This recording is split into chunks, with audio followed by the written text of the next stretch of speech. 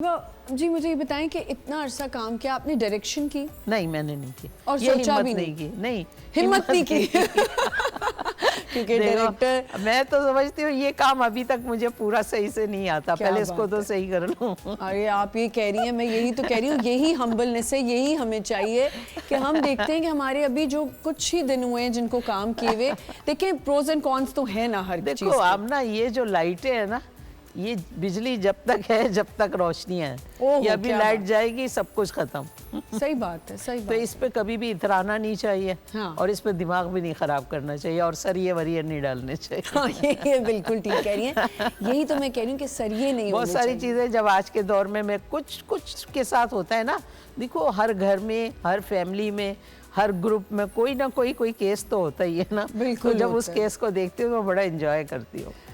तो क्या इंजॉय तो करती होंगी। अच्छा, क्या ऐसा होता है कि आप अपना कोई इनपुट देती हैं सेट पे, अगर कोई ऐसी चीज हो रही हो या कुछ भी नहीं?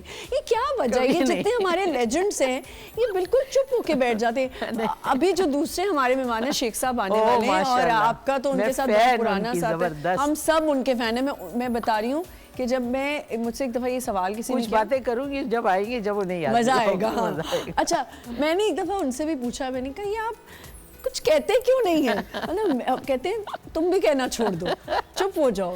इसी में कहते हैं मैं अपना, और मैं यकीन से आपको कहूँ, मैंने जितने लेजेंड्स के साथ काम किया है, जितने सीनियर्स देखे हैं, आपका टाइम है ना वो सुबह से आए हुए, हम फिर भी कर जाते हैं। हम अपने, मैं जरूर अपने आप को इंक्लूड टाइम करूंगी। की पाबंदी जो होती है ना, हमना वो इंसान को बहुत कामयाबी, पंक्चुअलिटी में तो मैं बहुत ऊपर हूँ। हाँ। लेकिन अगर मुझे कहीं जाना है और मैंने एडी से रिक्वेस्ट की हुई है, जब रिक्वेस्ट की हुई है तो मैं तब बोलती हूँ कि यार मैंने ये टाइम है, इस इतने बजे जाना है। मैंने देखा है लड़कियाँ एक तो थक जाती हैं बहुत जल्दी, काम 3 सीन कराए थक गई।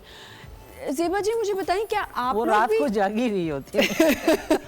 आप भी 2-2 घंटे चेयर पे बैठती थी तैयार होने के लिए? 2 घंटे बैठते हैं, क्यों नहीं बैठते हैं? जब तैयार होना होता है तो जब लश्कारे मारना है फिर बैठना है।